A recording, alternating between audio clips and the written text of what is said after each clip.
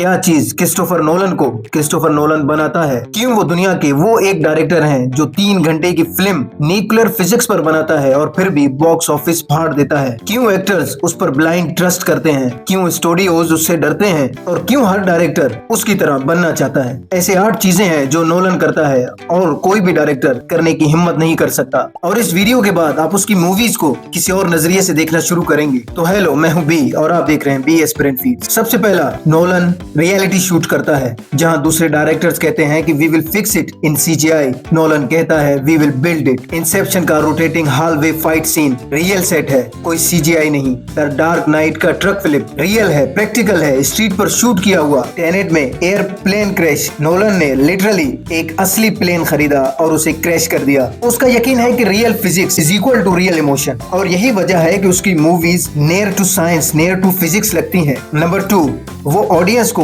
Intelligent समझता है। Hollywood ज्यादातर जो व्यूअर्स होते हैं उनको डम समझता है, लेकिन नोलन वो व्यूअर्स को थिंकर समझता है। वो कभी ओवर एक्सप्लेन नहीं करता, कभी कभी स्पून फीड नहीं करता। वो सिर्फ क्लूज देता है और आप पजल खुद कंप्लीट करते हो। मूवीज जैसे मोमेंटो, इंसेप्शन, टेनेट, इंटरस्टेलर सब डिमांड करती हैं कि व्यूअर उसमें पार्टिसिपेट करे, सिर्फ देखे नहीं बल्कि चीजों को जोड़ना शुरू कर दे। वो ऑडियंस को हुक करता है, वो उन्हें समझदार समझता है, और ऑडियंस के लिए ऐसी रिस्पेक्ट बहुत ही कम डायरेक्टर्स दिखाते हैं। नंबर 3, वक्त का इस्तेमाल। नोलन टाइम को उस तरह लिखता है जैसे दूसरे डायरेक्टर्स डायलॉग लिखते हैं। नोलन की मूवीज में टाइम नोलन का फेवरेट कैरेक्टर होता है। मोमेंटो बैकवर्ड चलती है, इंसेप्शन टाइम बेंड करती है, इंटरस्टेलर टाइम स्ट्रेच करता है, डंकिर्क 3 अलग अलग टाइमलाइंस चलाता है, टेनेंट टाइम को फॉरवर्ड और बैकवर्ड एक साथ चलाता है। डायरेक्टर्स टाइम एक्सपेरिमेंट से डरते हैं, नोलन उन्हें एम्ब्रेस करता है क्योंकि उसके लिए time is equal to emotion, time is equal to memory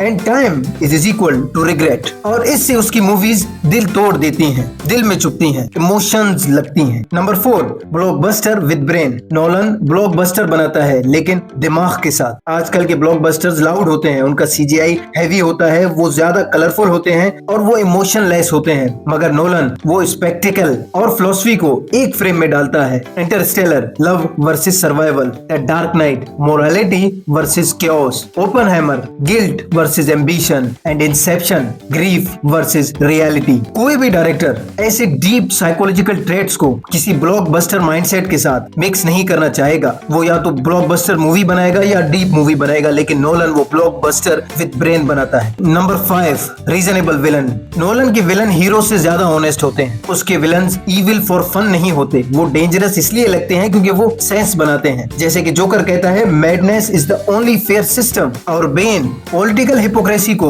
expose करता है। ओपनहाइमर खुद अपना विलन बन जाता है और मोमेंटो का प्रोटैगनिस्ट खुद से झूठ बोलकर जिंदा रहता है। नोलन के विलन्स आपकी मोरालिटी को चैलेंज करते हैं और ये सिनेमा में बहुत ही रेयर है। Number 6, sound as a weapon. Nolan sound को वेपन की तरह यूज करता है। ज्यादा डायरेक्टर्स साउंड्स को डेकोरेशन समझते हैं, नोलन साउंड से आपका हार्ट बीट कंट्रोल करता है। इंटरस्टेलर का ऑर्गन म्यूजिक यूनिवर्स का सांस लगता है। डंकिर्क का टिकिंग क्लॉक एंजाइटी बन जाता है। टेनेंट का रिवर्स साउंड ब्रेन को कंफ्यूज करता है। ओपनहाइमर की साइलेंस एक्सप्लोजन से भी हैवी लगती हैं। नोलन की फिल्म सिर्फ कहानियों तक नहीं जाती, नर्वस सिस्टम तक जाती है। Number 7, respect for cinema. Nolan cinema को कभी भी डिसरिस्पेक्ट नहीं करता। No second units, no shortcuts, no lazy film making. वो हैंडराइटिंग से स्क्रिप्ट लिखता है, रियल फिल्म कैमरास इस्तेमाल करता है, सीन को इंजीनियर की तरह प्लान करता है, आइडियाज को साइंटिस्ट की तरह बिल्ड करता है। वो ऐसा डायरेक्टर है जो मूवी के लिए एक फिलोसोफर बन जाता है। एक्टर्स उस पे ट्रस्ट करते हैं, स्टूडियोज उसे डिसअपॉइंट करने से डरते हैं। उसकी डिसिप्लिन